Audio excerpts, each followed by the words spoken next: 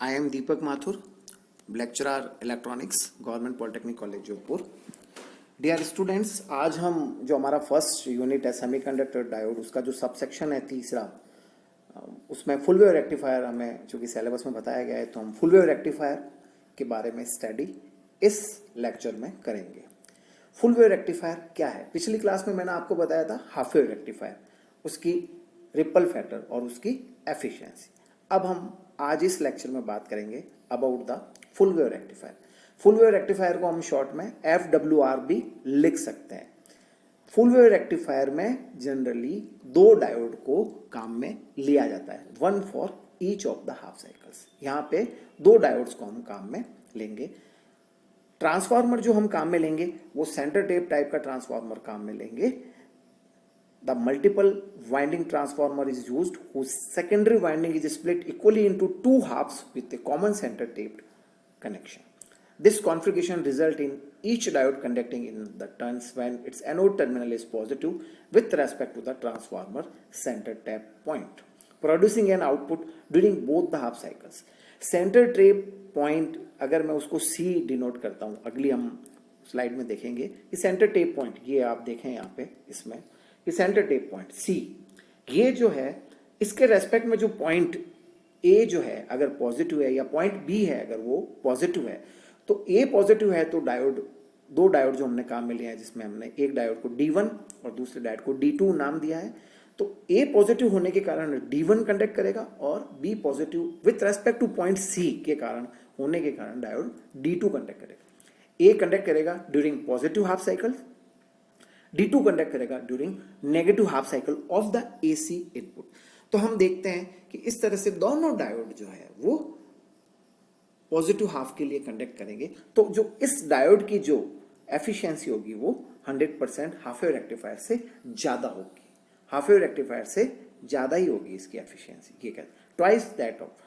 सो यहाँ हमने ये लिखा है कि producing an output during both half cycles twice that of half wave rectifier, so it's 100% efficient. ये एफिशिएंट है वो 100%।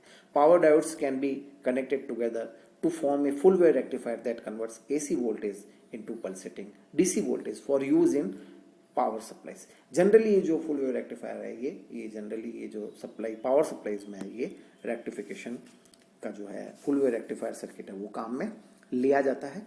The full wave rectifier circuit consists of two power diodes connected to a single load resistance, RL कह दो, उसको R denote कर दो, with each diode taking it in turn to supply current to the load. When point A of the transformer is positive with respect to point C, ये देखें आप यहाँ पे इस स्लाइड में, जब A पॉजिटिव है विथ रेस्पेक्ट टू C तो डायोड D1 कंडक्ट करेगा और जो ब्लू लाइन से जो एरो बनाया गया है वो करंट फ्लोइंग का डायरेक्शन है वो, तो RL के थ्रू करंट इस डायरेक्शन में फ्लो होगी। During negative half cycle B अब पॉजिटिव है with respect to point C, secondary winding of the transformer, तो इस कारण डायोड D2 कंडक्ट करेगा और एरो जो दिखाया गया है ब्लू लाइन से वो करंट की डायरेक्शन है। तो हमने देखा कि दोनों ही कंडीशन में जो लोड के अक्रॉस जो करंट है वो सेम डायरेक्शन में फ्लो हो रही है, इसलिए हमें आउटपुट में पॉजिटिव हाफ साइकिल्स दोनों के लिए, for positive half of input और नेगेटिव हाफ ऑफ इनपुट के लिए आउटपुट में हमें पॉजिटिव हाफ ही हमें आउटपुट में वेवफॉर्म प्राप्त होगी। When point B is positive in the negative half of the cycle with respect to point C, diode D2 conducts in the forward direction and current flowing through resistor R is in the same direction for both half cycles. चूंकि load resistance RL कह दो, उसको चाहे R नाम दे दो, उसमें जो current का जो फ्लो है वो सेम डायरेक्शन में होने के कारण हमें आउटपुट में जो वेवफॉर्म है वो दोनों हाफ साइकिल्स के लिए प्राप्त होगी, इसलिए इसको हम फुल वेव रेक्टिफायर कहते हैं। पिछली क्लास में हमने हाफ वेव रेक्टिफायर के बारे में पढ़ा था, उसमें मैंने आपको बताया था कि एक ही डायोड काम में रहेगा, तो वो डायोड जब कंडक्ट हो रहा है पॉजिटिव हाफ के लिए, जो उसकी पॉलरिटी है, अगर उसको पॉलरिटी को आप नेगेटिव के लिए अगर बायसिंग कर दे तो वो नेगेटिव हाफ के लिए कंडक्ट हो जाएगा, अगर पॉजिटिव के लिए करते हैं तो पॉजिटिव हाफ के लिए कंडक्ट हो जाएगा। लेकिन यहाँ पे दो डायोड काम में लेने के कारण दोनों इनपुट्स की जो साइकिल है उसके कारण ये डायोड D1 और D2 अल्टरनेटली कंडक्ट होने के कारण हमें आउटपुट में रेगुलर जो है वो करंट प्राप्त होगी। As the output voltage across the load resistor is in the phasor sum of the two waveforms combined, this type of full wave rectifier circuit is also known as biphase circuit. इसलिए हम इसको बाईफेज circuit भी कहते हैं, क्योंकि जो current का जो डायरेक्शन है लोड में वो सेम डायरेक्शन है दोनों इनपुट साइकिल के लिए। तो इस तरह से ये इसकी वर्किंग है, आप ये बनाएंगे। प्राइमरी वाइंडिंग में एसी हमने अप्लाई किया है, A point, C point, B points को बिल्कुल स्पष्ट यहाँ पे डिनोट करके, और आप during positive half cycle D1 conduct करेगा, during negative half cycle D2 conduct करेगा, और इस तरह से ये वेवफॉर्म हमें निकलेगी। तो जीरो से अगर हम देखें तो फर्स्ट साइकिल के लिए डायोड D1 कंडक्ट हुआ, दूसरी के लिए जो आउटपुट में प्राप्त हुई उसके लिए D2 कंडक्ट हुआ, फिर अगेन D1 कंडक्ट हुआ, और फिर again D2 and so on. इस तरह से हमें रिजल्टेंट आउटपुट वेवफॉर्म है वो प्राप्त होगी। इसका अगर अपन VDC देखें, अगर इसकी एक एवरेज वैल्यू निकालें तो 0 वोल्ट V मैक्सिमम वोल्टेज उसका पीक वैल्यू, और VDC जो है वो इसकी current flows when D1 conducts, वो अपर डायरेक्शन में जो आपको बताया गया, अपर पोर्शन में जो बताया गया वो current flows when D1 conducts, और जो लोअर पोर्शन में बताया गया है वो current flows when D2 conducts. तो इस तरह से सेंटर टेप ट्रांसफार्मर को यूज करके किस तरह से दो डायोड को कनेक्ट करके और हम फुल वेव रेक्टिफायर सर्किट को बनाएंगे। और ये सर्किट ही जनरली पावर सप्लाईज में काम में लिया जाता है, चूंकि ये हाफ वेव रेक्टिफायर से ज़्यादा एफिशिएंट है, इसका आउटपुट भी हमें डबल प्राप्त होता है। और भी इसकी कई खूबियां हैं, उसको हम बाद में और डिस्कस करेंगे जब हम तीनों जो रेक्टिफायर्स के जो कंपैरिजन का जो हमारे यूनिट में सब सेक्शन में आएगा, तब हम इसको और देखेंगे कि ये किस तरह से हाफ वेव रेक्टिफायर से बेटर है। तो यहाँ आप ये पूरा बताएंगे इसके बारे में। A full wave rectifier is a circuit which converts an AC voltage into a pulsating DC voltage using both half cycles of the applied AC voltage. ये मैं आपको पहले बता ही चुका हूँ। It uses two diodes of which one conducts during one half cycles while the other conducts during the other half cycle of the applied AC voltage. The rectifier output mainly includes the AC component as well as the DC component. हमने यहाँ भी देखा कि rectifier के output में थोड़ा थोड़ा AC component है, जबकि हम चाहते हैं कि हमें प्योर डीसी मिले। लेकिन हाफ वेव रेक्टिफायर के कंपैरिजन में जो एसी कंपोनेंट है फुल वेव रेक्टिफायर का वो बहुत कम है। इस कारण हम फुल वेव रेक्टिफायर को ज्यादा एफिशिएंट मानते हैं compare to the half wave rectifier. The ripple can be defined as the AC component within the resolved output. The definition of the ripple factor, इसको हम शॉर्ट में RF भी लिखते हैं, is the ratio of the AC components RMS value and the DC components RMS value within the output of the rectifier. ये इस तरह से फिर आप एक सर्किट डायग्राम को और स्पष्ट करके यहाँ पे देख सकते हैं। एसी इनपुट दिया हमने प्राइमरी वाइंडिंग में, आउटपुट में हमें secondary winding centre tap transformer, centre tap आपको दिखा रहा है।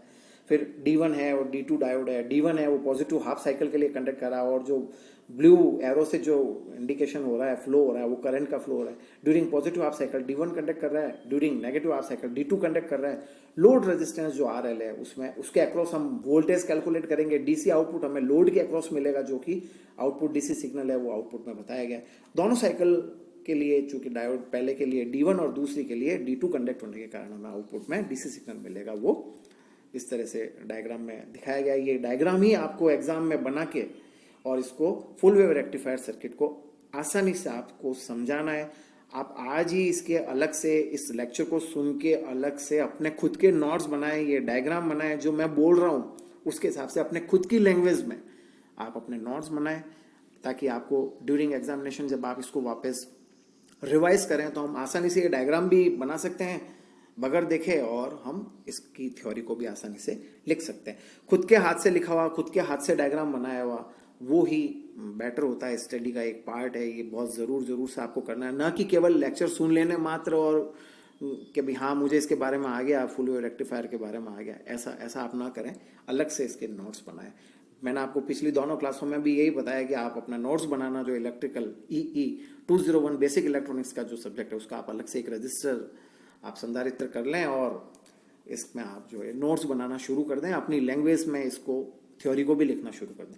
फिर ये डेरिवेशन है रिपल फैक्टर का, और उसके बाद एफिशिएंसी के बारे में। According to the definition of RF, the whole load current RMS value can be given by IDC √ IDC का स्क्वायर प्लस IAC का स्क्वायर, और IAC इज इक्वल टू आप यहाँ देख सकते हैं IRMS प्लस IDC का square. When the above equation is divided by using IDC then we can get the following equation. तो इस तरह से हमने देखा कि जो RF का जो रिपल फैक्टर का जो फाइनली फॉर्मूला निकला वो √ IRMS अपॉन IDC का होल स्क्वायर -1।